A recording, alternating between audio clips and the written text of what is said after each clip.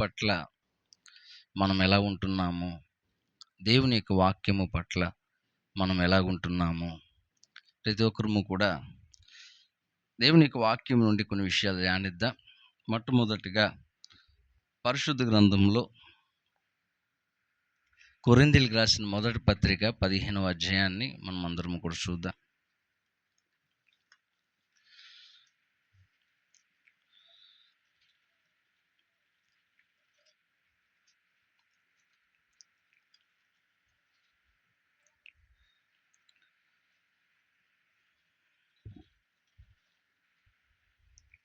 కొరింథీయులకు రాసిన మొదటి పత్రిక 15వ అధ్యాయము 3వ వచనాన్ని ఒకసారి మనం చూద్దామండి. నాకు ఇయ్యబడిన ఉపదేశమును మొదట మీకు అప్పగించి తిని, అదేమనగా లేఖనముల ప్రకారము క్రీస్తు మన పాపముల నిమిత్తము మృతి పొందెను, సమాధి చేయబడెను.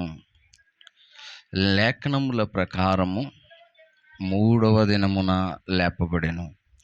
ఇక్కడ ప్రభువును గూర్చిన మాటలు మాట్లాడుతున్నప్పుడు అపోస్తలుడైన పౌలు లేఖనముల ప్రకారము అనే మాటని జ్ఞాపకాన్ని తీసుకొస్తున్నాడు.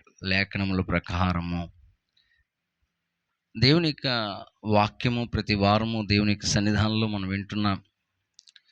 యేసుక్రీస్తు ప్రభువారి యొక్క జీవితాన్ని మనం చూస్తున్నప్పుడు ఆయన లేఖనముల ప్రకారంగానే జీవించారు. ఎప్పుడు ఏం జరగాలన్నా ఆయనకి ఇష్టము కాదు, కానీ తండ్రి ఆయనను పంపిన దాని ప్రకారంగా సమస్తము తండ్రి చిత్త ప్రకారంగా చేయడానికి ఆయన ఇష్టపడ్డారు, చేశారు. దేవుని నామమున మహిమ కలుగును గాక. లేఖనముల ప్రకారము అన్నప్పుడు మనం అందరము కూడా చాలా జాగ్రత్తగా వినాలి. ఎందుకంటే ఏదైనా ఉన్నత అధికారుల దగ్గర నుంచి ఏదైనా ఒక లేఖ వచ్చినప్పుడు చాలా జాగ్రత్తగా మనము దాన్ని పరిశీలన చేస్తాం. ఇక్కడ దేని కొరకు రాయబడ్డది, ఏమని రాయబడ్డది, దీని కొరకు నేను సిద్ధపడాల్సింది ఏముంది, నేనేం చేయాలి, ఏ విషయాలు ఇక్కడ రాసి ఉంచారు, నేను ఎలా రెస్పాండ్ అవ్వాలి, నేను ఏ విధంగా దాన్ని తీసుకోవాలి అని చాలా జాగ్రత్తతో ఉన్నత అధికారి దగ్గర నుంచి వచ్చిన లేఖను మనము చాలా జాగ్రత్తతో దాన్ని చదివి దాని ప్రకారంగా మనం చేయడానికి ఇష్టపడతాం. దేవుని యొక్క లేఖనాల ప్రకారంగా నా ప్రియ సహోదరి సహోదరుడా, మనం అందరము కూడా ఆయన లేఖనముల ప్రకారంగా ప్రవర్తించాలి. యేసు ప్రభువారు చాలా సందర్భాల్లో మనం చూస్తాం, చాలా ఆశ్చర్యకార్యాలు, సూచక్రియలు, అద్భుతాలు జరిగించారు. ఆయన ఎంతో మందిని స్వస్థపరిచారు, మరణించిన వారిని కూడా తిరిగి లేపారు. అంతటి శక్తిమంతుడైన ప్రభు ఆయన ఏ ఉద్దేశము నెరవేర్చాలో, ఎవరి చిత్తం నెరవేర్చాలో ఆ చిత్తానికి ఎప్పుడు కూడా లోబడుతూ పనిచేయడం మనం చూస్తాం. మనుషుల యొక్క సలహాలు కానీ మనుషుల యొక్క మాటల ప్రకారంగా చేయడానికి కానీ నేను ఇష్టపడినట్టుగా కనిపించదు.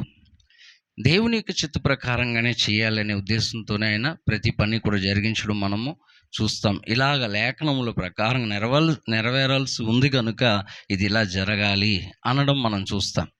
అక్కడ చూడండి ఎంత ప్రాముఖ్యత ప్రభు ఇస్తున్నారో.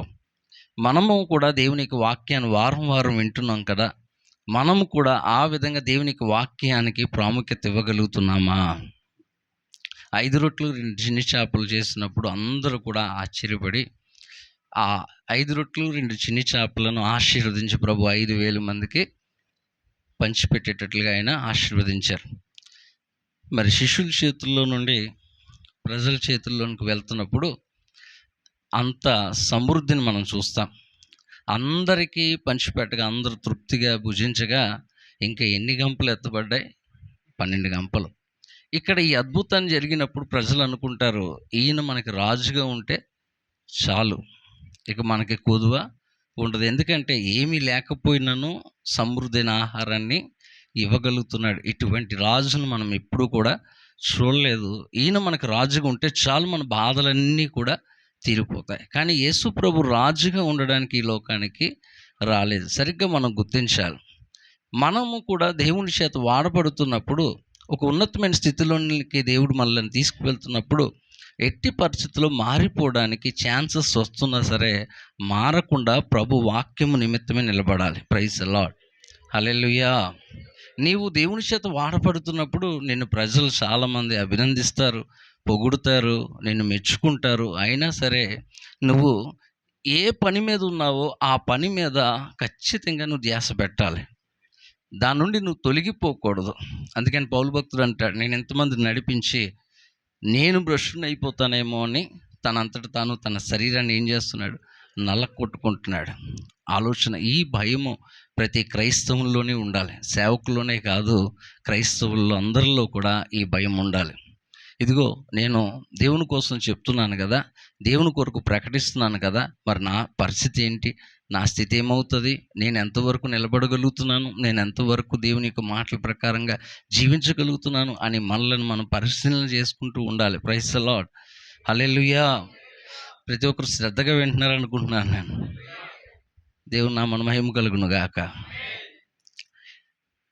ఈ లేఖనముల ప్రకారం అంటే సర్వాధికారములు ప్రభువుకి ఇవ్వబడ్డాయి. ఒక చోట మనం చూస్తే మార్కు సువార్త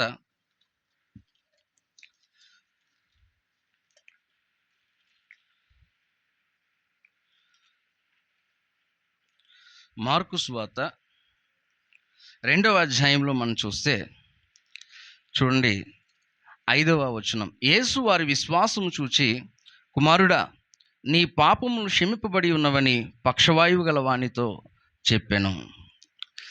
యేసు ప్రభు వారి విశ్వాసం చూసి ఏమని చెప్పారు? నీ పాపములు క్షమింపబడ్డాయని.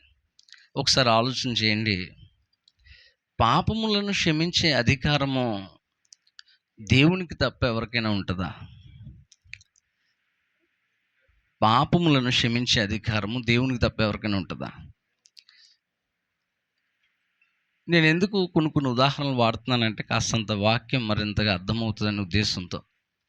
ఉన్నతమైన స్థితిలో ఉన్న అధికారి, ఆయనకి ఎవరైనా లోబడాలి కానీ ఆయన ఎవరికి లోబడాల్సిన అవసరం లేదు అనే స్థితిలో అధికారులు ఉంటే వారు ఏదైనా చేయగలిగిన అవకాశాలు వారికి వచ్చినప్పుడు ఖచ్చితంగా వారు చేయగలుగుతారు. పర్వాలేదు, ఇవన్నీ కూడా ఎలాగున్నా, కాగితాలు ఎలాగున్నా, ఏదేమైనా సరే నేను చేసేస్తాను, అంతా కూడా నేను చూసుకుంటే నువ్వు ధైర్యంగా ఉండని చెప్పేస్తారు. దానికి అధికారం అవసరం. ఏ మానవుడు కూడా పాపములను తాను పట్ల జరిగిన దాన్ని క్షమించగలుగుతాడు కానీ దేవుడు క్షమించకుండా మానవుడు క్షమించలేడు. ఇది మనం అర్థం చేసుకోవాలి.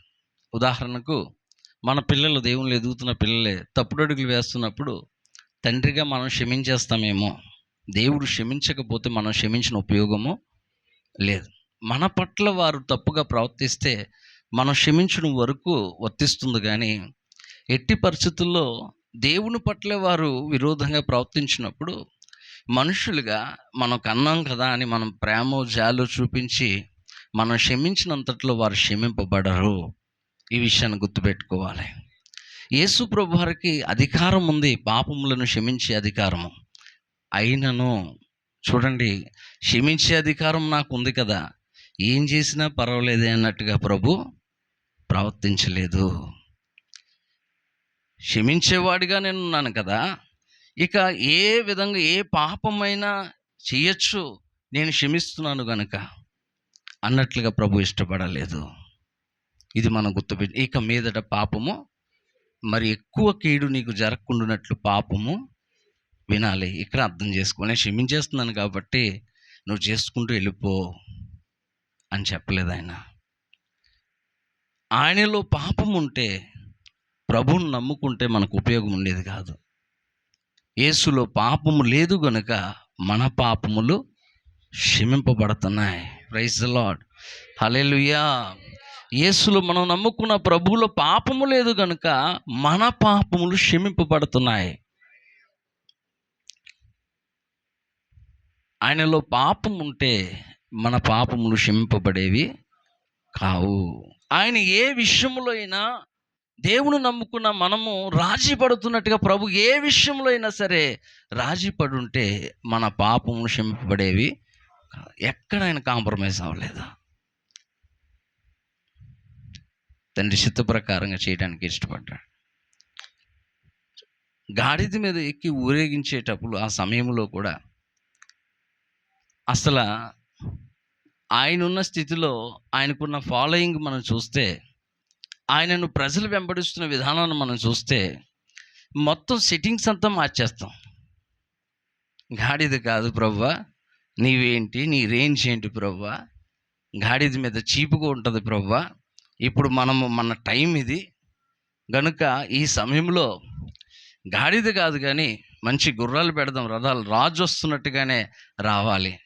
కానీ లేఖనముల ప్రకారంగా ఆయన గాడిద మీదే ఊరేగింపబడాలి. Praise the lord. ఆలోచన చేయండి, ఏదైనా చేయొచ్చు, ఆయన ఏదైనా చేయగలిగిన ఆ అధికారం ప్రభువుకు ఉంది. కానీ అన్నీ చేయలేదు, ఏమి చేయాలో అవి మాత్రమే చేశాడు. దేవుని యొక్క వాక్యం దేవుడు మనకి ఎందుకు ఇచ్చాడంటే, మనము అక్కడక్కడ పడి ఉన్న మనము కట్టబడాలి దేవుని ఆలయముగా. Praise the lord.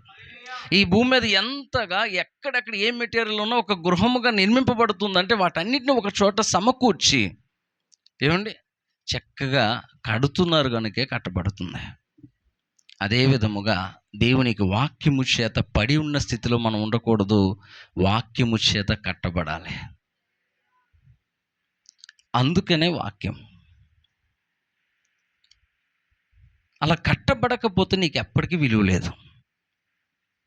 దేవుని యొక్క వాక్యము ప్రకారంగా నువ్వు జీవిస్తే ఫలిస్తావు అన్న విషయం నీకు తెలియకపోయినా అపవాదికి తెలుసు. దేవునికి వాక్య ప్రకారంగా నువ్వు ఫలిస్తున్నప్పుడు ఎంత దేవునికి మహిమకరంగా జీవిస్తావు నీకు తెలియదు, కానీ అపవాదికి తెలుసు. నువ్వు ఏ స్థితిలోనికి వెళ్ళిపోతావో అపవాదికి తెలుసు. అందుకనే నువ్వు వెళ్ళకుండా ఉన్నట్లుగా నిన్ను పక్క త్రోవ పట్టిస్తూ ఉంటాడు. నువ్వు చెదిరిపోయేటట్లుగా, దేవుని మీద నుంచి నీ గురి తప్పిపోయేటట్లుగా, ఈ లోకంలో ఉన్న వాటి మీదుగా మనసు మళ్ళిస్తాడు. అప్పుడు నువ్వు వెళ్ళాలనుకున్న ప్రయాణంలో నువ్వు ముందుకి వెళ్ళలేవు. అలా కాకుండా దేవుని వాక్యం ఆధారం చేసుకొని, అందుకనే యేసు ప్రభు వారు అంటారు మత్తయి సువార్త 7వ అధ్యాయంలో చూడండి, 24వ వచనము 25వ వచనం. కాబట్టి ఈ నా మాటలు విని వాటి చొప్పున చేయు ప్రతివాడును బండ మీద తన ఇల్లు కట్టుకునిన బుద్ధిమంతుని పోలి ఉండును. వింటున్నారా ఈ మాటలు? ఎవరి మాటలు? ఎవరి మాటలు? దేవుని యొక్క మాటలు, యేసుక్రీస్తు ప్రభువు వారి యొక్క మాటలు. ఈ మాటలు విని ఎవరైతే ఏమండి వాటి ప్రకారంగా నడుచుకుంటారు వారు ఏమవుతారు? బండ మీద కట్టబడిన ఇల్లు. ఇప్పుడు ఈ బండ మీద ఇల్లు కట్టబడినప్పుడు వాన వచ్చిన పరిస్థితులు అన్నమాట, వాన లాంటి పరిస్థితులు వచ్చిన, వరద లాంటి పరిస్థితులు వచ్చిన, ఏమి వచ్చినా అది బండ మీద కట్టబడి ఉన్నది కనుక ఏమండి స్థిరముగా ఉంటుంది. దేవునికి వాక్యము చేత పరిశుద్ధాత్మ దేవుడు దైవజనుడి ద్వారా మాట్లాడుతూ మనల్ని కట్టుతున్నప్పుడు మనము దానికి అనుకూలంగా, కట్టబడ్డానికి అనుకూలంగా ప్రవర్తించాలి. Praise the Lord. దేవునికి వాక్యం వింటున్నప్పుడు నేను దైవజనుడు దేవుని ఆలయముగా కట్టబడ్డానికి నన్ను కడుతున్నప్పుడు నేను లోబడగలుగుతున్నానా? ఆయన చెప్తున్నప్పుడు నేను వినగలుగుతున్నానా? లేక నేను వ్యతిరేకిస్తున్నానా? వ్యతిరేకించే స్వభావం దేవుంది కాదు, అపవాది నుండి వచ్చినది. నీ ధనము నిన్ను వ్యతిరేకించేటట్లుగా చేస్తుంది. ఒకప్పుడు నీకు ఏమీ లేని స్థితి, ప్రతి దానికి లోబడ్డావు, ప్రతి ప్రార్థనకి రావడానికి ఇష్టపడ్డావు. ఈరోజు నీ స్థితి మారింది, నీ పరిస్థితులు మారినాయి. నీకు పరిచయస్తులు ఉన్నారు, నీకు దబ్బిచ్చే వాళ్ళు ఉన్నారు, నీకు సలహాలు చెప్పేవారు ఉన్నారు, నీ బలం పెరిగింది లోకములో. కానీ నీవు దేవుని బలములో బలహీనుడు అయిపోతున్నావు. దేవుని యొక్క బలము నీ దగ్గర పని చేయదు. లోక బలము పని చేస్తుంది, అది కొంతకాలమే, దానికి ఒక సమయం ఉంది. ఆ సమయం దాటిపోతుంది, ఎందుకు పనికిరాదు. కానీ దేవుని బలం అలా కాదు. ఎలాంటి పరిస్థితుల్లో అయినా సరే నిన్ను లేవనెత్తగలిగినది దేవుని బలం. Praise the Lord. హల్లెలూయా. నువ్వు ఒక్కొక్క రోజు జ్ఞానములో అభివృద్ధి పొందుతున్నావేమో, లోక జ్ఞానములో. ధనం విషయంలో అభివృద్ధి పొందుతున్నావేమో. వీటిలో అభివృద్ధి పొందుతున్న నీవు మనస్సు మారిపోతే బలహీనుడు అయిపోతావు. లోకంలో బలవంతుడిగా కంటికి కనిపించచ్చేమో, కానీ ఆత్మీయంగా బలం నీలో కనిపించదు. ఆత్మబలము క్రైస్తవుడు ఖచ్చితంగా అవసరం. ప్రభు చెప్పాడు,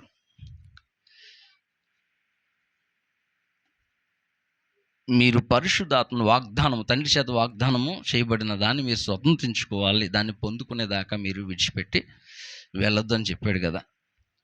వారు ఆ మాటను పట్టుకొని మేడగదిలో 120 మంది కలిసి ప్రార్థన చేస్తూ, అత్యాశతో ప్రార్థన చేస్తూ దేవుని చేత వాగ్దానమును వారు పొందుకున్నారు. Praise the lord. అలా కాకుండా మనమైతే ఏం చేస్తాం తెలుసా? ఈయన ఎప్పుడు ఈ మాటలు తప్ప ఈ మాటలు చెప్తాడు, ఈయన ఎప్పుడు ఏ చెప్తాడు, మళ్ళీ అక్కడ ప్రార్థన కూడుకోవడం, ఇవన్నీ జరిగే పనుల. ఇప్పుడున్న పరిస్థితి ఎలా ఉంది? బాగోలేదు కదా బయట. ఇలాంటప్పుడు ప్రార్థనకు వెళ్ళడం అవసరమా? ఇప్పుడు అది అవసరం. ఎన్ని సంవత్సరాలు ప్రభుతో మనము గడిపాము, నడిచాము ఆయనతో. ఇప్పుడు మళ్ళీ అవన్నీ కూడా అవసరమా అని లైట్ తీసుకోవచ్చు వారు. కానీ లైట్ తీసుకుంటే పరిశుద్ధాత్మను పొందుకోలేరు. దేవుని యొక్క శక్తితో వారు నింపబడాలంటే దేవుని మాటకి లోబడాలి. నీవు దేవుని సన్నిధికి వస్తే సరిపోదు. దేవుని యొక్క దైవజనుడు వాక్యము ద్వారా నీతో మాట్లాడుతున్నప్పుడు నువ్వు లోబడితే ఆ శక్తిని పొందుకుంటావు. వచ్చి వెళ్తే కాదు. వచ్చి వెళ్తే భక్తిపరుల్లాగా ఉంటావు, కానీ ఎటువంటి శక్తి ఉండదు. వస్తున్నా నీవు ఏం వింటున్నావో దాని ప్రకారంగా ప్రవర్తించడానికి ఇష్టపడితే, సిద్ధపడితే దేవుని యొక్క శక్తిని పొందుకుంటావు. తర్వాత వాళ్ళు భూమిని తలకిందులు చేయవారుగా మారిపోయారు. దేవుని యొక్క వాక్యము, ఆయన వాక్యంలో ఉన్న శక్తి అది. ఉట్టి మాటతో వస్తే పని జరగదు. దేవుని శక్తితో మాట రావాలి. మనిషినికి మాటలో శక్తి లేదు, దేవుని మాటలో శక్తి ఉంది. అందుకని దేవుని శక్తితో నింపబడాలి. Praise the Lord. Hallelujah, hallelujah. అలా మనమందరం ఇక్కడ ఉన్నవారు అందరము కూడా రుచి చూచి తెలుసుకున్నవారమే. ఊరికినే మనం రావట్లేదు ఇక్కడికి. ఒక మాట తెలుసా? క్రీస్తునందు ఉన్న మనము జ్ఞానులం కూడా, వెర్రివారం కాదు. లోకానికి వెర్రివారుగా కనిపించవచ్చు, కానీ జ్ఞానులం. మనకు తెలుసు, తెలిసే తెలుసుకునే గ్రహించే ప్రభు వద్దకు వచ్చాం. Praise the Lord. హల్లెలూయా. అందుకని బండ మీద కట్టబడి వారుగా ఉంటే కదల్చబడము. ఎందుకని అంటే బండ మీద కట్టబడ్డారు కనుక, వారు దేవుని వాక్యము చేత స్థిరపడి ఉన్నారు కనుక వారికి ఈ శోధనలు వచ్చినాను వారు కదల్చబడరు అనే సాక్ష్యాన్ని మనం పొందాలి. ఈ లేఖనముల ప్రకారంగా మనం ప్రవర్తించాలి. ప్రభు చెప్తున్న మాటలు మనం తీసుకోవాలి, వాటి ప్రకారంగా మనం ఉండాలి. కదల్చబడకుండా ఉండాలి అంటే బండ మీద కట్టుకోవాలి. అందుకు వాక్యం అవసరం. పౌలు శీలల గురించి మీకు తెలుసు. క్రీస్తు సువార్త ప్రకటిస్తున్నప్పుడు వారిని బంధించారు. ఒక దెయ్యాలు పట్టిన ఆమెని బాగు చేయగా వెంటనే అక్కడున్న ఆ సోది చెప్పే ఆమె, ఆ అధికారిగా ఆమె చేత డబ్బు సంపాదించుకుంటున్న వ్యక్తి వారిని చెరసాల్లో వేయించినప్పుడు, చెరసాల్లో పౌలు శీల చేసిన పని ఏంటండి? రికమెండేషన్ల కోసం చూసారా? చెప్పండి. ఏ సహాయం వెతుకుతున్నారు వాళ్ళు? దేవుని సహాయం తప్ప మనుషుల సహాయము వెతకట్లా. కొన్ని చోట్ల మనం చూస్తే తన్నులు తినేసిన తర్వాత చెప్పేవాడు, నేను పలానావాడిని అని. మనం అయితే ముందు చెప్తాం తన్నులు పడకుండా, నేను పలానావాడిని అని. నేను మీకు వాళ్ళు తెలుసండి, వీళ్ళు తెలుసండి, వాళ్ళు తాలికండి, వాళ్ళు మా ఊళ్ళేనండి. కానీ పౌలు అలా కాదు. పౌలు భక్తుడు తన్నులు తిన్నదారు చెప్పేవాడు, నేను ఎవరో తెలుసా అని. ఎందుకని? దేవుని పట్ల ఆయనకు ఉన్న ప్రేమ అటువంటిది, నమ్మకం అటువంటిది. నా ప్రభు అనుమతి లేనిది ఏది జరగదు. మనం ఆలోచన చేస్తే ఆ యొక్క వాక్య భాగంలో అపోస్తుల కార్యాల్లో మనం చూస్తాం. ఆ వాక్య భాగంలో మనం చూస్తే అందరి బంధకాలు కూడా తెగిపోయినాయి అంటండి. వీరు ప్రార్థన, కీర్తనలు పాడారు, అంతే. అందరు బంధకాలు తెగిపోయినాయి. అందరు బంధకాలు తెగిపోతే ఏం జరుగుతుందో చెప్పండి? చెప్పాలండి. అసలు వాళ్ళందరూ బంధకాలతో ఎందుకున్నారు? చెరసాల్లో ఖైదీలుగా బంధకాలతో ఎందుకున్నారు? ఎందుకు వారిని అంతగా బంధించారు? చెప్పాలి. బయటే వదిలేయచ్చుగా. వారు బంధింపబడ్డారు. వారు స్వేచ్ఛగా తిరగడానికి లేదు. వారు ఎక్కడ వదిలితే పారిపోతారనే ఉద్దేశంతో వారిని కాళ్ళు చేతులు కూడా బంధించారు. మరి ఇవన్నీ కూడా పౌలు శీలు ప్రార్థించగా, కీర్తనలు పాడగా ఈ బంధకాలన్నీ తెగిపోయినాయి. చెరసాలు పునాదులు అదిరిపోయినాయి. అక్కడ భూకంపం సంభవించింది. మరి ఇప్పుడు చెప్పండి, రెడీ 1 2 3 స్టార్ట్ అని అందరూ పారిపోవాలి. అవునంటారా కాదంటారా? ఆలోచన చేయండి. అమ్మయ్య, ఏదో విధంగా మన కాలం కలిసి వచ్చింది అనుకుంటారు కొంతమంది. మన కాలం కలిసి వచ్చింది, ఇక మన బంధకాలన్నీ తెగిపోయినాయి, ఇక మనల్ని ఎవరు ఆపలేరు. ఎందుకంటే ఇక్కడ ఎవరు పట్టుకోవడానికి వీలుగా కూడా లేదు. వాతావరణం మొత్తం చేంజ్ అయిపోయింది. ఇక మనం ఎస్కేప్ అయిపోవచ్చు, ఇక్కడ నుండి చక్కగా తప్పించుకోవచ్చు అనుకోవాలి. కానీ పౌలు శీల యొక్క భక్తి జీవితం వారిని ఒక స్థలములో పారిపోకుండా నిలబెట్టింది. అది దేవుని ఆత్మ ద్వారా జరిగే ఐక్యత. ఆలోచన చేయండి. వారికి అవకాశం వచ్చినా పారిపోకుండా ఆ జైలు అధికారి, అమ్మో ఇదంతా నా మీదకే వస్తుంది కాబట్టి నాకు శిక్ష పడుతుంది, అదేదో అయ్యే కంటే నేనే చనిపోతే బెటర్ అని కత్తి తీసుకుని పొడుచుకుంటుంటే పౌలు వెంటనే ఆపేసి ఎవ్వరూ ఎక్కడికి వెళ్ళిపోలేదు. పరిశుద్ధాత్మ దేవుడు ఐక్యతని కలగజేస్తాడు అందరిలో. దేవునికి వాక్యం వింటున్నప్పుడు, దేవుని శక్తితో నింపబడుతున్నప్పుడు ఐక్యత మనందరిలో ఉండాలి. ఈ ఐక్యత ధనము, బలము అన్నీ ఉన్నప్పుడు ఉండే ఐక్యత కాదు. సంఘము అంత ప్రశాంతమైన వాతావరణంలో కొనసాగుతుంది. అందరూ అన్ని విషయాల్లో ఉద్దిల్లుతున్నారు, హ్యాపీగా జీవిస్తున్నారు. అప్పుడు నువ్వు ఏవండి రేపు మాది పలానా ఫంక్షన్ పెట్టుకున్నాం, మీరు తప్పకుండా రావాలి అన్నప్పుడు మేమున్నాంగా మీకు అని చెప్పి చూపించే ఐక్యత అసలు ఐక్యతే కాదు. సంఘము శ్రమల గుండా వెళ్తున్నప్పుడు, చెదిరిపోయే పరిస్థితులు వస్తున్నప్పుడు ఎవరైతే నిలబడతారో వారు దేవుని ఆత్మచేత ఐక్యపరచబడిన వారు. అదే మనం గుర్తించగలుగుతాం. ఆత్మీయులు మాత్రమే శ్రమలో నిలబడగలుగుతారు. కానీ లోకరీతిగా నామకార్థ క్రైస్తవ్యాన్ని కలిగి నామకార్థంగా నురువెచ్చని జీవితంతో కొనసాగేవారు సుఖమైన సమయంలో ఉండగలుగుతారని కష్టకాలంలో నిలవలేరు. చెదిరిపోకుండా ఉండాలి అంటే దేవుని ఆత్మచేత నడిపింపబడాలి. ఏ కష్టము, ఏ నష్టము, ఏ ఇబ్బంది కూడా నిన్ను కదల్చేటట్లుగా చేయలేదు. ఆటంకాలు వస్తాయి కానీ నిన్ను ఆపలేవు. సరే, ఆటంకం అనగానే మొదలైంది. మనం ఆగిపోయి చెప్పాలండి, ఈ మాటలు ముగిద్దామంటే ఆగిపోయినట్టే కదా. అలా కాకుండా మనం కొనసాగాలి. దేవుని నామమున మహిమ కలుగునుగా. ఆటంకాలు తప్పకుండా వస్తే యేసు ప్రభు వారితో నడుస్తున్నప్పుడే, ఆయన శరీరధారిగా ఉన్నప్పుడు, ఆయనతో పాటు ప్రయాణం చేస్తున్న వారికి ఎన్నో ఆటంకాలు కానీ ఏ ఆటంకమో ఏమీ చేయలేకపోయింది. మరి క్రీస్తుతో నేటి దినాల్లో మనం అందరము క్రీస్తుతో నడుస్తున్నప్పుడు మనకు శోధనలు రావా, కష్టాలు రావా, శ్రమలు రావా, ఇబ్బందులు రావా? ఎప్పుడు ఒకేలాగా ఉంటుందా? ఉండదు. ఎన్ని వచ్చినని ఏమీ చేయలేవు. అంతకంతకు మనలను ఉన్నత స్థితిలోనికి తీసుకువెళ్తాయి. సమస్తము మేలుకరంగా దేవుడు మారుస్తాడు. Praise the Lord. Hallelujah, hallelujah. కనుక దేవుని వాక్యము పట్ల శ్రద్ధగా తీసుకోవాలి. వినడమే కాదు, విన్న దాని ప్రకారంగా మనము ప్రవర్తించాలి, పరిశీలన చేసుకోవాలి. దేవుని యొక్క మాటల ప్రకారంగా నేను జీవించగలుగుతున్నానా? ఆ ప్రవర్తన నాలో ఉంటుందా? యేసు చూపిన మాదిరి ప్రకారంగా దైవజనులు జానుకుట్టి అయ్య గారు వాక్యానుసారంగా ఆయన ప్రవర్తిస్తారు. ఆ సాక్ష్యం నేను చెప్పగలుగుతాను.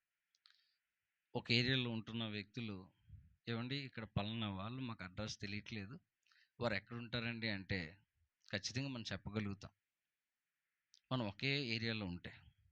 ఆ విధంగా ఆత్మీయంగా దేవునికి వాక్యానుసారంగా నడుస్తున్న దైవజనులు నీకు ఎవరన్నా తెలుసా ఆశీష్ కుమార్ అంటే, నేను ఖచ్చితంగా మొట్టమొదటి పేరు, నేను పొగడట్లేదు, ఉన్నదే చెప్తున్నాను, నేను సూచనలు చెప్తున్నాను అనుభవపూర్వకంగా, జాన్కుట్టి అయ్య గారని చెప్పచ్చు.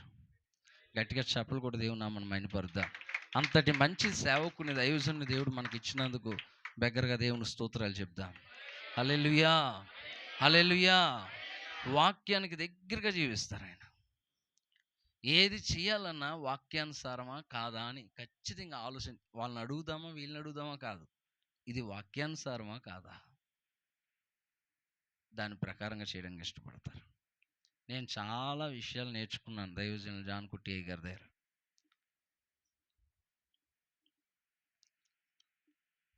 నేర్చుకుంటున్నాను కూడా.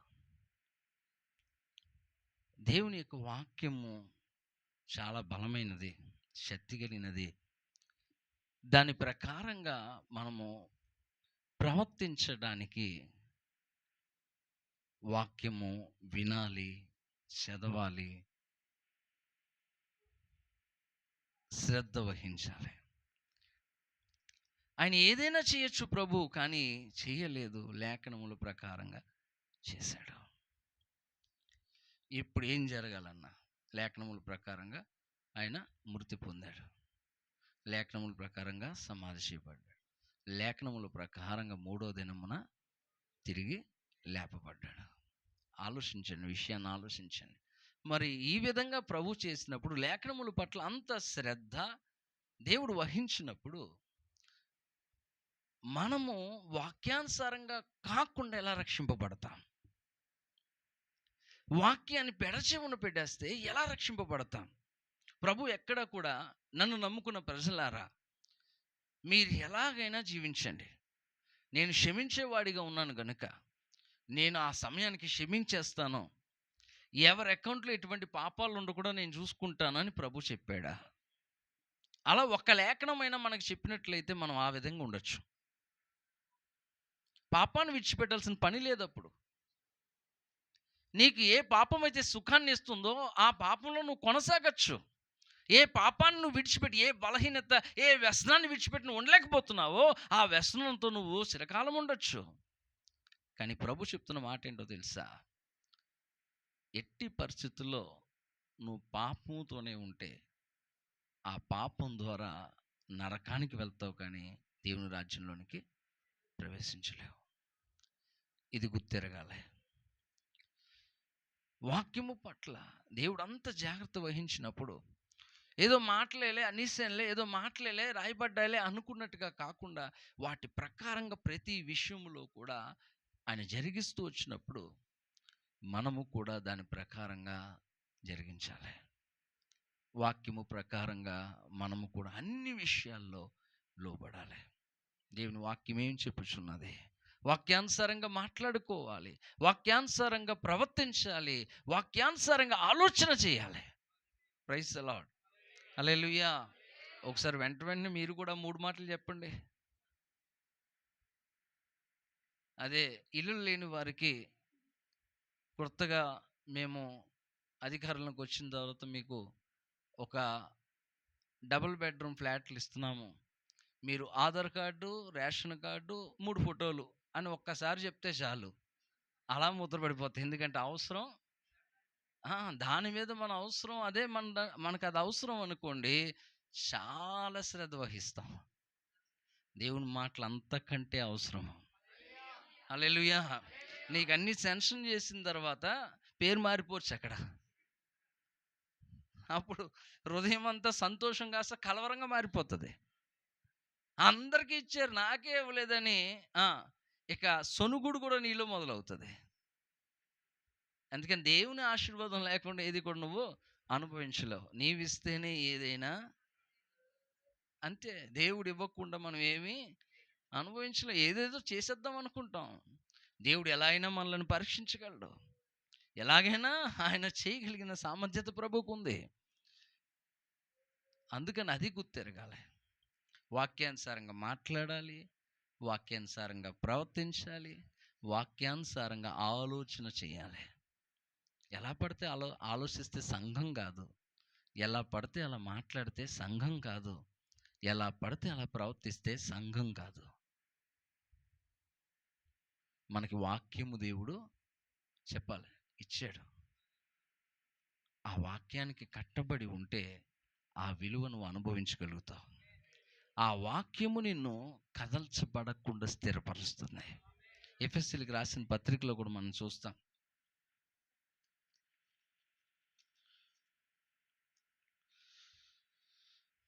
5వ అధ్యాయము 25, 27 వచనం వరకు.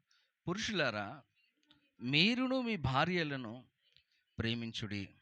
అటువలే క్రీస్తు కూడా సంఘమును ప్రేమించి అది కలంకమైనను ముడతైనను అట్టిని మరి ఏదైనను లేక పరిశుద్ధమైనదిగాను నిర్దోషమైనదిగాను మహిమగల సంఘముగాను ఆయన తన ఎదుట దానిని నిలబెట్టుకునవలనని వాక్యముతో ఉదక స్నానము చేత దానిని పవిత్రపరిచి పరిశుద్ధపరచుటకై దాని కొరకు తన్ను తాను అప్పగించుకునేను.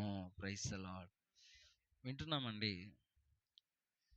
మరి ఈ యొక్క వాక్యము చేత ఉదక స్నానము చేయబడ్డానికి, పవిత్రపరచబడ్డానికి, పరిశుద్ధపరచబడ్డానికి దేవుడు మనకు అవకాశం ఇచ్చినప్పుడు దీన్ని ఉపయోగించుకోకపోతే నష్టపోతాం కదా. దేవునికి సన్నిధి ఎట్టి పరిస్థితుల్లో మనం మానకూడదు, క్రమముగా రావాలి. దేవునికి వాక్యం పట్ల చాలా శ్రద్ధ చూపించాలి. దేవునికి వాక్యం వింటున్నప్పుడు మనము కడగబడాలి. Praise the Lord. హల్లెలూయా. ఇక్కడ ఎవరి గురించి ఎవరికి తెలిసినా తెలియకపోయినా మన అందరి గురించి దేవునికి తెలుసు. అందుకు లోబడాలి.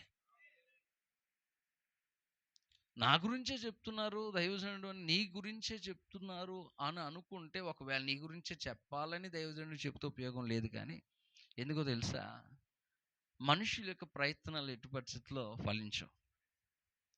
కానీ దైవజనుడు మౌనంగా ఉన్నా, చెప్పాలనుకున్నా చెప్పలేకపోయినా, దేవుడు మౌనంగా ఉండడు. ఎవరి చేతైనా సరే నీకు ఆ యొక్క ఇవ్వాల్సిన సమాచారాన్ని ఇచ్చేస్తాడు ఆయన. దాన్ని నువ్వు తీసుకోగలగాలి. ఆయన ఎవరి చేత మనతో మాట్లాడుతున్నా దాన్ని మనం స్వీకరించాలి. వాక్యానుసారంగా మాట్లాడుతున్నప్పుడు ఏదో సొంత జ్ఞానముతో మాట్లాడుతుంటే తీసుకోవాల్సిన పని లేదు. సొంత నీతితో ఏదో చెప్తుంటే దాన్ని మనం తీసుకోవాల్సిన పని లేదు.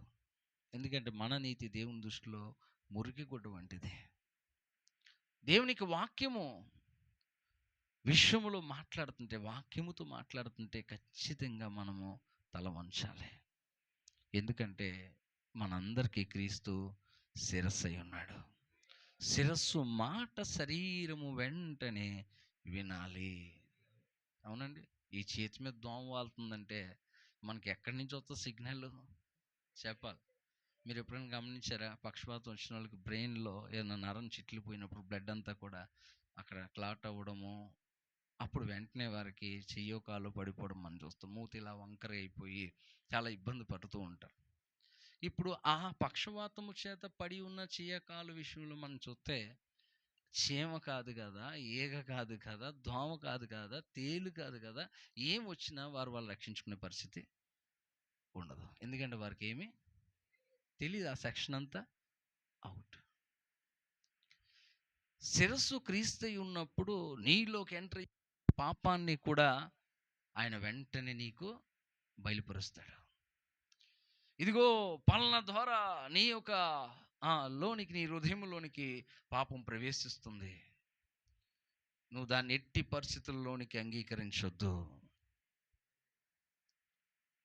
ఇప్పుడు ఆ శిరస్సు మాట విన్నప్పుడు కదా మనకి మేలు జరిగేది. ఆయనకి మనం అధికారానికి లోబడినప్పుడు కదా మనకు మేలు జరిగేది. దైవజనుడు కూడా మాట్లాడుతున్నప్పుడు, వాక్యం ద్వారా నీతో మాట్లాడి హెచ్చరిస్తున్నప్పుడు నువ్వు విన్నప్పుడు కదా నీకు మేలు జరిగేది. బుద్ధిమంతులు ఎప్పుడవుతారు? వాటి ప్రకారంగా ఆయన మాటల ప్రకారంగా చేసినప్పుడే బుద్ధిమంతులు అవుతారు. లేకపోతే ఏమవుతారు? నువ్వు బుద్ధిహీనుడు అయ్యా, అందుకే దేవుని సన్నిధి మానేసావు అని దైవజనులు అనలేరు. కానీ దేవుడు అనగలడు. నువ్వు బుద్ధి లేనివాడవయ్యా, అందుకే ఈ కష్టాల్లో నిలబడలేకపోతున్నావు, ఈ చిన్న కష్టానికి నువ్వు పడిపోయావు, నీకు బుద్ధి లేదు అని దైవజనులు అనలేరు. కానీ దేవుడు అనగలడు. బుద్ధి వచ్చేటట్లుగా దేవుడు చేయగలడు. అర్థమైందండి? ప్రతి మాటని కూడా మనము స్వీకరించాలి. పొగడ్తలైతే ఎంత చక్కగా వింటామో. పలానా ఆమె ఎస్తేర్ అన్న ఆమె దేవుని కొరకు ఎంతగా చేసిందో అనగానే తండ్రి అవునండి. కానీ హెచ్చరిక మాటలు వస్తే కొంతమందికి భయము పుట్టేటట్లుగా అందరిలోనే ఏమండి గద్దించాల్సి వస్తుంది. ఒక్కొక్క సమయంలో వెంటనే మొఖాలు మాడిపోతాయండి, లైట్లు కరెంటు పోయినట్టు మాడిపోతాయి. అందరిలో నన్ను అంటారా? ఆలోచించు, అందరిలో నీ పట్ల ఎంత శ్రద్ధ చూపించాడో దేవుడిని చూడు. అందరిలో నన్ను అంటారా కాదు, అందరిలో నీ పట్ల ఎంత శ్రద్ధ చూపించాడు. నువ్వు పోతే పో అనలేదు ఆయన. ప్రేమతో స్వీకరించండి. కక్షతోనో పగతోనో కుయుక్తిపరులుగానో అసూయతోనో స్వార్థముతోనో తప్పుడు అర్థాలతోనో కాక ప్రేమతో ప్రతి మాటని స్వీకరించండి. ఖచ్చితంగా అర్థమవుతుంది. ఇకారంగా మనసు పెట్టినప్పుడు ఇకారంగానే ఉంటాను నేను. మేము కారులో ప్రయాణం చేస్తున్నప్పుడు మా మిస్సెస్కి అసలు కారు పడదన్నమాట. మొదట్లో ఆమె కారు అంటేనే ముఖం వికారంగా మారిపోయేది. ఏంటంటే ఆమెకి కారు ఎక్కితే వాంతి అయిపోతుంది, ఆమె బలహీనత అనుకోవచ్చు. కానీ నేను చెప్పింది ఏంటంటే, ముందు ఆ వికారం తీసేయమ్మా. కారు ఇంకా ఎక్కలేదు, ఎక్కకుండానే వాంతి అయిపోయి ఆ టైప్లో ఎప్పుడైతే నీ మనసులో అలాగే వచ్చేస్తుందో, నువ్వు కారు ఎక్కగానే వామిటింగ్ అవుతుంది. దాని నుండి జాయిగా మైండ్ డైవర్ట్ అయింది. ఇంక ఇప్పుడు ఆమెకు అలవాటైంది. అలవాటు అవ్వాలి. దేవుని పరిచర్యలో ప్రతిదీ అలవాటు చేసుకోవాలి. ఎందుకంటే పని మీద ధ్యాస ఉన్నప్పుడు దానికి అనుకూలంగా మనం మారిపోతాం. చూడండి, మంచిగా పనిచేసే వాళ్ళు బట్టలు కూడా బాగోవు. వాళ్ళు ఏంటంటే, నేను వచ్చిన పని మీదే నా కాన్సన్ట్రేషన్, నా వస్త్రాలు ఎలా ఉన్నాయి కూడా నాకు తెలియదు. ఎందుకంటే ఆ పని బాగుండాలి, నేను కాదు, ఆ పని బాగుండాలి. దేవుని యొక్క పని కొరకు మనం అన్ని విధాలుగా సిద్ధపడాలి. కొంతమంది ఎంత సిగ్గుపడిపోతారో. అదే మున్సిపాలిటీ జాబ్ చేయమంటే బాగా చేస్తారు, జీతం వస్తుంది కదా. కాగితాలు కాదు, గ్లాసులు కాదు, చెంచాలు కాదు, ఆకులు కాదు, ప్రతీది కూడా శుభ్రంగా క్లీన్ అండ్ గ్రీన్గా పరిశుభ్రంగా ఉంచుతారు. ఇప్పుడు దేవుని యొక్క పరిచర్యలోనే అలాంటి పని అప్పగించాడు అనుకోండి ప్రభు, ఎలా కనబడుతున్నామండి? మాకేం లేదనుకుంటున్నారా? మీరు చెప్తే అన్నీ చేయాలా? మేము ఎలా కనిపిస్తున్నాం? అలాంటి మనస్తత్వాలు ఇక్కడ ఎలాగుంటుందంటే, దేవుని పని దగ్గరికి వచ్చేటోడికి చీప్గా చూస్తారు. లోకంలో ఎంత చీపు పనైనా హోదాగా చూస్తారు. నేను గవర్నమెంట్ ఎంప్లాయీని. నేనెవరో తెలుసా? ఒకటి గుర్తుపెట్టుకో, క్రీస్తు చూపిన మాదిరిలో మనం నడవలసిందే. అందుకే లేఖనములు, అందుకే పౌలు భక్తుడు, నేను అప్పగించిన బోధ ఒకవేళ దేవదూతలై వచ్చి చెప్పినను అది మారుస్తే వారు శాపగ్రస్తులు కాక అంటే, దీన్ని ఎవరు మార్చడానికి లేదు. ఒక్క మారే అప్పగింపబడిన బోధ. ఈ విషయంలో మనం పోరాడాలి, దాన్ని జాగ్రత్తగా దాంట్లో మనము కొనసాగాలి. హల్లెలూయా, హల్లెలూయా. చాలా బోధలు ఉన్నాయి, కానీ అన్ని బోధలు క్రీస్తుని కూర్చున్న బోధలు కావు. వారి వారి తమ తమ సొంత రాజ్యాలను కట్టుకోవడానికి ఉపయోగించే బోధగా ఉన్నాయి. దేవుని రాజ్యం కట్టబడ్డానికి దేవుని వద్ద నుంచి వచ్చిన బోధ ఒకటే దేవుని రాజ్యాన్ని కడతాది. హల్లెలూయా. మాయ మాటలతో మీ హృదయాలను కట్టేయచ్చు సింపుల్గా. ఎన్నో మ్యాజిక్లు చెప్పచ్చు. ఇందాక నేను వస్తుంటే కారులో మా సంఘానికి వచ్చే ఒక విశ్వాసి తను ఇంకా డ్యూటీలోనే ఉన్నాడు. అర్థమవుతుందండి, ఇంకా డ్యూటీలోనే ఉన్నాడు. అంటే తను ఇనుప సామాన్లు అవి అమ్ముతాడు అనమాట, అదే కొనుక్కొని అమ్మడాలు. ఆ పనిలోనే ఉన్నాడు, ఇంకా బండి మీద ఆ గెటప్లో ఉన్నాడు ఆయన. ఈరోజు ఆదివారం కదండి, దేవుని సన్నిధికి రావాలి కదా. చూశాను నేను, చూసి ఫోన్ చేసి, అయ్యా నాకెందుకో మనస్సులో మీరు మీ పనికి వెళ్ళినట్టుగా అనిపిస్తుందండి అన్నాను అనుకోండి, ఇక భయముతో ఒక్క వారం కూడా మాండి ఆయన. అవునంటారా కాదంటారా? నేను నిజం చెప్పట్లా, ఏమని చెప్తున్నాను, నాకెందుకో మనసులో మీరు ఇంకా బయట, ఎందుకంటే నేను ఈ టైంలో బయట ఉన్నాన్న సంగతి ఆయన తెలుసు. ఆదివారం ఖచ్చితంగా అయ్యగారు చర్చి దగ్గరే ఉంటారు. సో మనం బయట తిరుగుతున్నప్పుడు ఆయన బయటకు వచ్చే అవకాశాలు లేవు. పొరపాటు నేను వచ్చాను, నాకంటే పడేటట్లుగా దేవుడు చేశాడు. ఇప్పుడు ఆ వ్యక్తి విషయంలో నేను ఇలా ఫోన్ చేసి అనొచ్చు, నాకెందుకు మనసులోకి ప్రార్థన చేస్తూ ఉండగా నీవు ఇంకా బండి మీద దేవుని సన్నిధానానికి దూరంగా తిరుగుతున్నట్టుగా కనిపిస్తుందయ్యా అన్నాను అనుకోండి, ఇంకా ఆయనకి దడొచ్చేస్తుంది. బాబోయ్, మా అయ్య గారికి ప్రార్థనలో దేవుడు బయలుపరచడం, ఇంకా నా ఆటలు చెప్పండి, అలా భయంతో కట్టలేమా? కానీ ఏదో రోజు తెలుసుకుంటాడు, మళ్ళీ ఎక్కడో ఏదో కనబడితే ఎవరో ఒకరు చెప్తారు, అయ్యగారు నిన్ను చూసి వెళ్ళారు అన్నారు అనుకోండి, ఈ ప్లాన్ వర్కౌట్ అవ్వదు. అప్పుడు నేను ఎంతగా భారంతో చెప్తున్నా, అయ్యగారు ఉట్టిన ఇవన్నీ కూడా, అయ్యగారు ఎంత తెలివిగా నన్ను పట్టాలని చూస్తున్నారో, ఎంత తెలివిగా నన్నా అని అనుకుంటారు. అలాంటి పని చేయాల్సిన అవసరం లేదు. దేవునికి అప్పగించగలిగితే దేవుడే పట్టుకుంటాడు.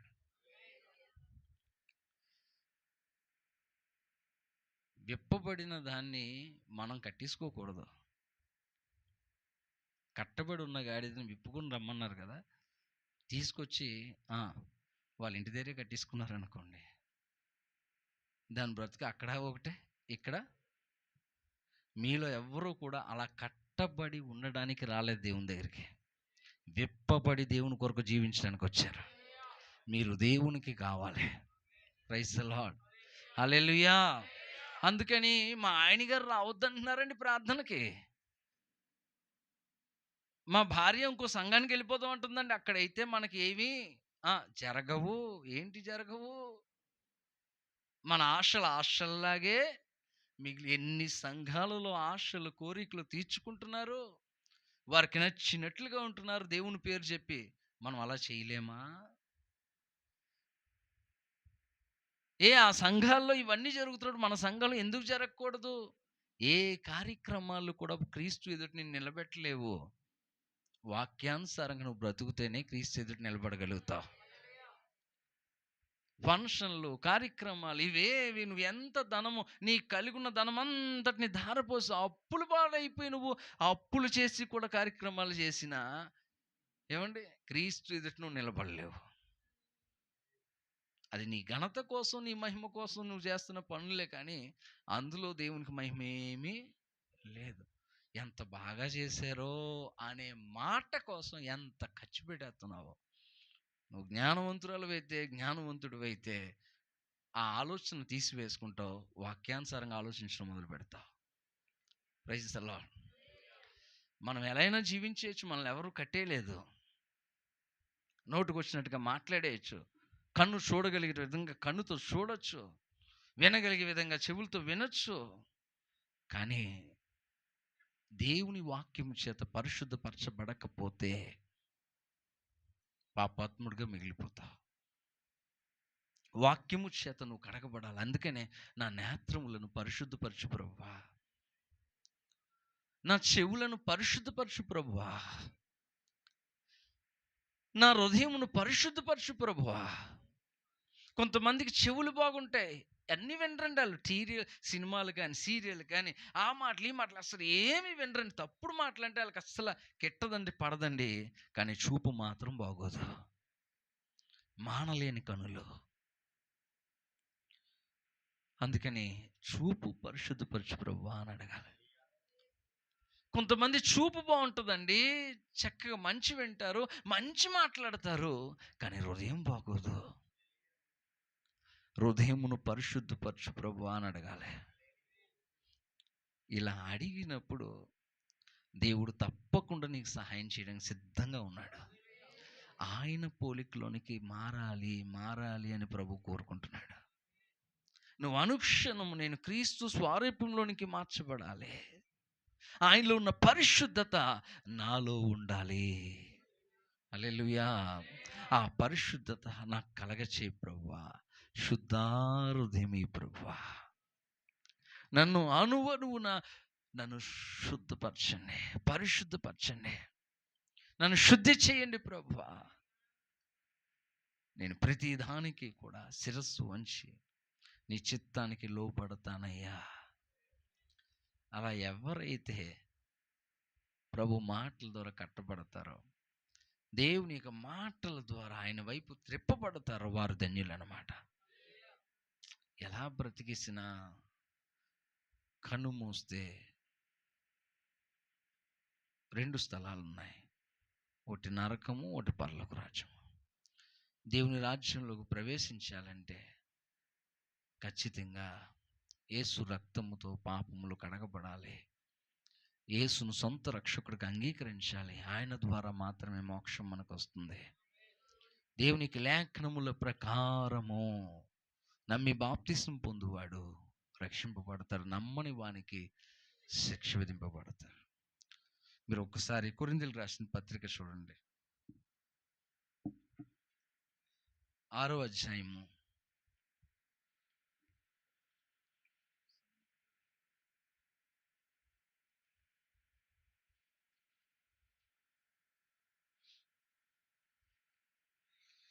9వ వచనము చూడండి. కాస్త మనసు పెట్టండి. అన్యాయస్తులు దేవుని రాజ్యమునకు వారసులు కానేరని మీకు తెలియదా? వింటున్నారా? మీకు తెలియదా?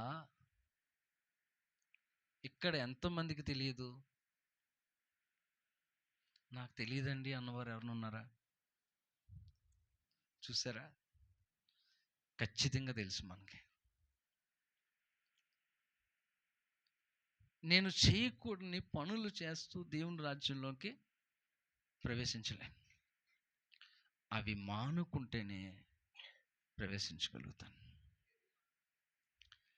అవి మానేయాలి అంటే అవి నిన్ను ఏలుబడి చేయకుండా నువ్వు చూసుకోవాలి. నువ్వెందుకు ఆ తప్పుడు స్థలంలో ఉన్నావు, ఆ తప్పుడు పని చేస్తున్నావు, ఆ పాపిష్టి పని నువ్వు ఎందుకు జరిగిస్తున్నావు? కారణం ఏమిటంటే నీ శరీరమును పాపము ఏలేటట్లుగా నువ్వు అనుమతి ఇచ్చావు కాబట్టి. గుర్తించాలి. ఇదేంటి, దేవుని సన్నిధికి వచ్చే వ్యక్తి గొడవల్లో కూర్చున్నాడు, ఆ వ్యక్తి శరీరములో పాపము ఇంకా ఏలుబడి చేస్తుంది. ఎప్పుడు తాగని వ్యక్తి త్రాగుబోతు వారితో తిరుగుతూ తాగుతున్నాడేంటి? ఆ వ్యక్తి శరీరమందు పాపము ఇంకా ఏలుబడి చేస్తుంది. అలా మన విషయంలో ఏలుబడి చేస్తున్న విషయాలు ఏంటి? సీరియల్ కొంతమంది ఏలుబడి చేస్తుంది, వదలు బుద్ధైదు పట్టుకునే ఉంటుంది. ఆ శరీరం ఆ సమయం వచ్చేలోడికి ఇక స్వాధీనంలో ఉండదు. అర్జెంటుగా వెళ్ళిపోవాలి, స్విచ్ ఆన్ చేసేయాలి, ఆ ఛానల్ నెంబర్ నొక్కేయాలి, అది అయ్యేదాకా ఏ పనులు అవునంటారా కాదంటారా? ఆలోచన చేయండి. ఇక్కడ అన్యాయస్తులు దేవుని రాజ్యమునకు వారసులు కానేరని మీకు తెలియదా? మోసపోకుడి. జారులైనను, విగ్రహారాధికులైనను, వ్యభిచారులైనను, ఆడంగితనము గలవారైనను, పురుష సంయోగ్యులైనను, దొంగలైనను, లోబులైనను, త్రాగుబోతులైనను, దోషకులైనను, దోచుకుని వారైనను దేవుని రాజ్యమునకు వారసులు కానేరరు. బహుస్పష్టంగా లేఖనములు చెప్పుచున్నాయి. ఇప్పుడు వాక్యమును దేవుని యొక్క రాజ్యంలోకి ప్రవేశించే సమయం వచ్చింది, ఎత్తబడే సమయము. ఇప్పుడు ప్రభువు ఎదుట నిలబడే సమయము, రాకడలో. ఇప్పుడు దేవుని యొక్క వాక్యమును ప్రభువే, నేను దాన్ని ప్రక్కన పెట్టుచున్నాను, మీరు ఎలాగున్నా పర్వాలేదు అనే మాట ప్రభు చెప్పుతాడని ఎవరైనా అనుకుంటున్నారా? ఎవరికైనా అటువంటి ఆలోచన ఉందా? నువ్వు పడుతూ లేస్తూ ఏదో విధంగా జీవించు, నేను వాటిని ఏమీ అడగను, నా పేరు చెప్పుకుని తిరిగి చాలు, చాలు, ఆ ఒక్క అర్హత ఉంటే చాలు. నువ్వెవరు అంటే దేవుణ్ణి నమ్ముకున్నావానండి, నేను దేవుణ్ణి నమ్ముకున్నానండి అని నా నామమును నువ్వు ఉచ్చరించావు చాలు, నువ్వు రక్షింపబడుతున్నావు, తండ్రి చేత ఆశీర్వదింపబడిన వాళ్ళారా లోనికి రండి అని ప్రభు అంటాడా? అలా అంటే దీనితో మనకు పని లేదు, అవునంటారా? వాక్యంతో మనకు పని, ఇలా కూర్చొని దేవునికి మాటలు వినాల్సిన పని మనకి లేదు. దీని ప్రకారంగానే జరగబోతుంది, జరిగినది, జరుగుతున్నది, జరగబోయేది వాక్యానుసారంగానే. అందుకని వాక్యమునకు మనము కట్టబడి జీవించాలి. మన ఇష్ట ప్రకారంగా ప్రవర్తించడానికి వీలేదు. వాక్యము చేత ఇప్పుడు సరి చేయబడాలి. అమ్మో, దేవుని రాజ్యంలోనికి నేను ప్రవేశించకపోతే నా భక్తి ఎందుకు? ఎందుకని నేను ప్రవేశించలేకపోతున్నాను? ఎవరు రారు, ఎవరు ప్రవేశించలేరని చెప్తుంది లేఖనము. ఇలాంటి వారా? అలాంటివి ఏమైనా నాలో ఉన్నాయా? ఒకసారి రోమపత్రికలోనికి రండి, 6వ అధ్యాయము 12వ వచనం చూడండి. కాబట్టి శరీర దురాశలకు లోబడినట్లుగా చావునకు లోనైన మీ శరీరమందు పాపమును ఏలనీయకుడి. ఏంటండి, మన శరీరం ఏమైంది? చావునకు లోనైన మీ శరీరమందు పాపమును ఏలనీయకుడి, మరియు మీ అవయములను దుర్నీతి సాధనములుగా పాపమునకు అప్పగింపకుడి. అయితే మృతులలో నుండి సజీవులమనుకుని మిమ్మును మీరే దేవునికి అప్పగించుకునుడి, మీ అవయములను నీతి సాధనములుగా దేవునికి అప్పగించుడి. వింటున్నారా? అర్థమవుతుందండి? ఎక్కడ లోపరుచుకుంటుంది నిన్ను? దేవుని యొక్క వాక్యానికి లోబడకుండా ఏ విషయంలో నిన్ను పాపము లోపరుచుకుంటుంది? దాన్ని కనిపెట్టండి. వెంటనే అది ఏలనివ్వకుండా అది ఆర్డర్ ఇస్తుంది. ఇదిగో ఇదిగో మర్చిపోకు, మళ్ళీ ఈ టైము, మళ్ళీ అవకాశం రాదు, ఇది చివరి అవకాశం అనుకుంటా. నీవు ఎలాగా ఉన్నా పర్వాలేదు, ఇది పెద్ద పాపమేమి, ఇది పెద్ద విషయమేమి కాదు. ఇంతకంటే దారుణంగా ప్రవర్తించేవారు లోకంలో ఉన్నారు, వాళ్ళు నీకంటే గొప్పోళ్ళు. కాబట్టి నువ్వు దీన్ని అంత సీరియస్గా వింటున్నారా? ప్రభు సీరియస్గా వాక్యమును తీసుకున్నాడు, మనము సీరియస్గా తీసుకుంటేనే పని అవుతుంది. ఆయన తీసుకుంటే తీసుకునేవ్వండి, ఆయన అలాగే ఉండాలి, పాస్టర్ గారు అయితే అలాగే ఉండాలి, దేవుడైతే అలాగే ఉండాలి, నేను అలా ఉండాలని రూల్ లేదు అని నువ్వు అనుకుంటే నువ్వు ఎక్కడుంటావు తెలుసా? అగ్నిగుండంలో ఉంటావు. అది భయంకరమైన వేదన. ఆ స్థలంలోనికి ప్రవేశింపకుండానట్లు భయము చేత, దేవుని భయము చేత, వాక్యము చేత పరిశుద్ధపరచబడితే దేవుని రాజ్యంలో ప్రభువు ఉన్న చోటు ఉంటావు. ప్రైజ్ ది లార్డ్, హల్లెలూయా, హల్లెలూయా. చివరిలో ప్రకటన గ్రంథంలో కూడా మనం చూస్తే 21వ అధ్యాయము ఈ మాట చెప్పి ముగిస్తాను. 8వ వచనం, పిరికి వారును అవిశ్వాసులను అసహ్యులను నరహంతకులను వ్యభిచారులను మాంత్రికులను విగ్రహారాధికులను అబద్ధికులు అందరూ అగ్ని గంధకములతో మండు గుండములో పాలు పొందుదురు. ఇది 2వ మరణము. పిరికివారు కూడా మనలో ఉంటారు. ఆ పిరికితనము నువ్వు దేవునికి దూరం అయ్యేటట్లుగా ఉండకూడదు.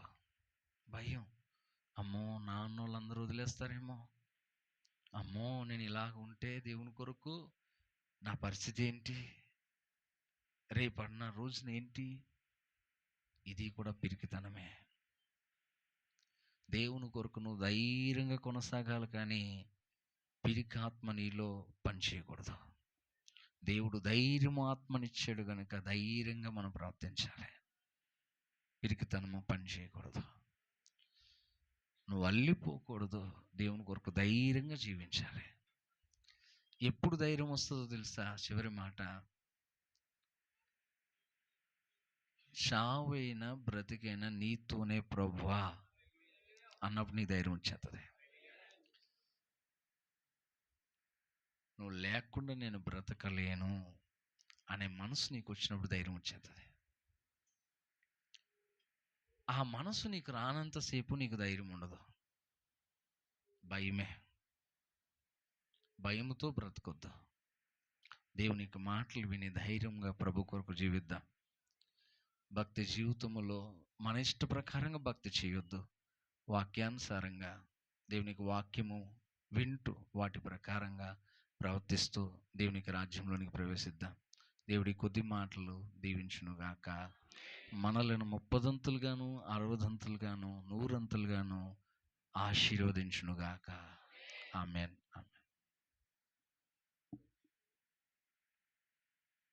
గడపడానికి నీకు కృప ఇచ్చారు. అందరిని బట్టి నీకు వందనములు. తీసుకుని వచ్చే వీళ్ళందరిని బట్టి నీకు వందనాలు. మాట్లాడే విధానాన్ని బట్టి నీకు వందనాలు.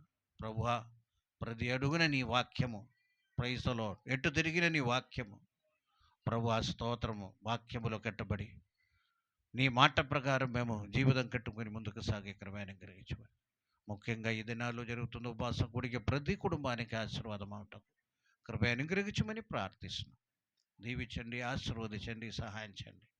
సమస్తము నీ చేతకు పోస్తున్నాం. దీవించమని, ఎత్తబడిన కాಣಿక అంత సంభాగం నీ చేతకు పోస్తున్నాం. ప్రతిఫలం దయచేయండి, లోటు లేకుండా నడిపించమని ప్రతి ఒక్కరిని నీ చేతకు పోస్తున్నాం. దీవించమని ఇచ్చిన ప్రార్థన ప్రభువా యేసయ్య నామములో ఇచ్చినాము తండ్రి. తండ్రి అయిన దేవుని ప్రేమ, యేసయ్య కృపయు, పరిశుద్ధాత్మక అన్యోన్య సహవాసము ఇప్పుడు ఎలా ఇప్పుడు సదాకాలం తోడే ఉండని గాక. యేసు రక్తమే జయం. ఆమేన్. అందరికీ వందనాలు. Praise the Lord. అందరికీ